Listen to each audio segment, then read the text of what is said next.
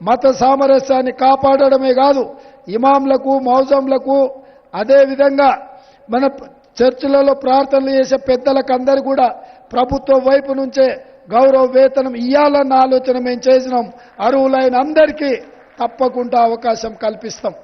ఇదే కాదు, ప్రభుత్వం అమలు చేస్తున్న సంక్షేమ పథకాలు ఇందిరమ్మ ఇండ్లు కావచ్చు, లేదా కళ్యాణ లక్ష్మి కావచ్చు, లేదా ఇతర సంక్షేమ పథకాలు 500 రూపాయలకి ఇచ్చే సిలిండర్ కావచ్చు, మహాలక్ష్మి పథకం ద్వారా అందించే 2500 ఆర్థిక సహాయం ఆడబిడ్డలకు కావచ్చు. ఈ రకంగా ఏ సంక్షేమ పథకం తీసుకున్నా క్రిస్టియన్ మైనారిటీ సోదరులకు చివరన ఉన్న ఎక్కడనో మారుమూల పల్లెలో ఉన్న వాళ్ళకు కూడా ఈ సంక్షేమ పథకాన్ని అందించే బాధ్యత మా ప్రభుత్వం తీసుకుంటుంది.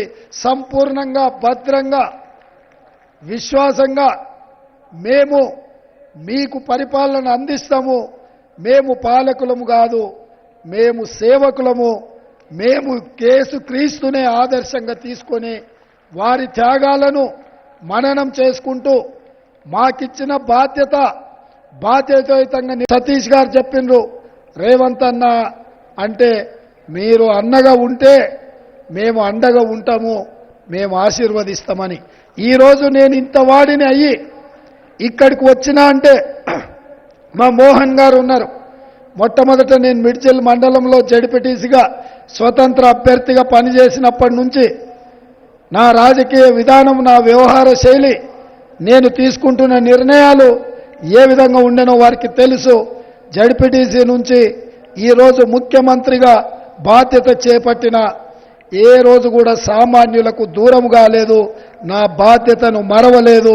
భవిష్యత్తులో ఏ బాధ్యత ప్రజలు ఆశీర్వదించి మీ అభిమానంతో అవకాశం ఇచ్చినా నిత్యం గుర్తుపెట్టుకుంటూ బాధ్యతను మరవకుండా ఈ రాష్ట్రాన్ని అభివృద్ధి పదం వైపు నడిపిస్తూ మత సామరస్యాన్ని కాపాడి మిమ్మల్ని అందరినీ ఎప్పటికీ ఇదే విధంగా కలిసే విధంగా ఏ సందర్భం వచ్చినా స్వేచ్ఛగా సచివాలయం తలుపులు మీకు ఎప్పుడు తెరిచే ఉంటాయి. ఎప్పుడైనా మీరు రావచ్చు, ఏ సమస్య అయినా మీరు విన్నవించవచ్చు. అందుకే ఘడీలలాగా ఉన్న ముళ్ళ కంచెలతో ఇక్కడి ప్రజల్ని ఎన్నుకున్న ప్రజలనే దూరం పెట్టి పోలీసు పహారాల మధ్యలో ఉన్న ప్రభుత్వాన్ని ముళ్ళ కంచెలు బద్దలు కొట్టినాం. ప్రజావాణి కార్యక్రమాన్ని చేపట్టినాం.